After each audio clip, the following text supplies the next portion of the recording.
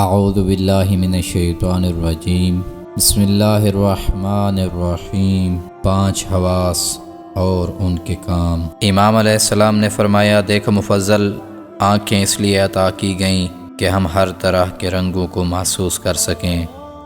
اب دیکھو اگر آنکھیں ہوتیں لیکن رنگ نہ ہوتے، یا اس کے برعکس رنگ ہوتے اور آنکھیں نہ ہوتیں، تو پھر پہلی صورت میں آنکھیں اور دوسری صورت میں رنگوں کا ہونا بے فائدہ ہوتا۔ اسی طرح کانوں کا معاملہ ہے۔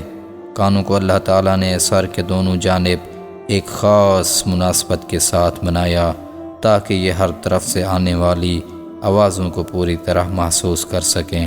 اب اگر کان ہوتے اور آوازیں نہ ہوتیں، یا آوازیں ہوتیں اور انہیں سننے والے کان نہ ہوتے، تو آوازوں کا وجود بے فائدہ ہوتا، یا پہلی صورت میں کانوں کے ہونے کا کوئی مقصد نہ ہوتا۔ اسی طرح دوسرے حادثوں پر غور کرو۔ امام علیہ السلام نے فرمایا، تو مفضل ذرا غور تو کرو اس بات پر کہ خالق و مالک اللہ نے کس طرح یہ مقدر کر دیا کہ ایک چیز دوسرے کو محسوس کرے، اور ہر حادثے کے لیے کسی محسوس کو مقرر کر دیا جو اس میں اپنا عمل کرے اور اس کے بارے میں تمہیں بتائے۔ امام علیہ السلام نے فرمایا، دیکھو مفضل یہ بات بھی قابل توجہ ہے کہ حادثوں اور محسوس کی جانے والی چیزوں کے درمیان اللہ تعالیٰ نے کچھ واسطے قرار دیے، جیسے روشنی اور ہوا۔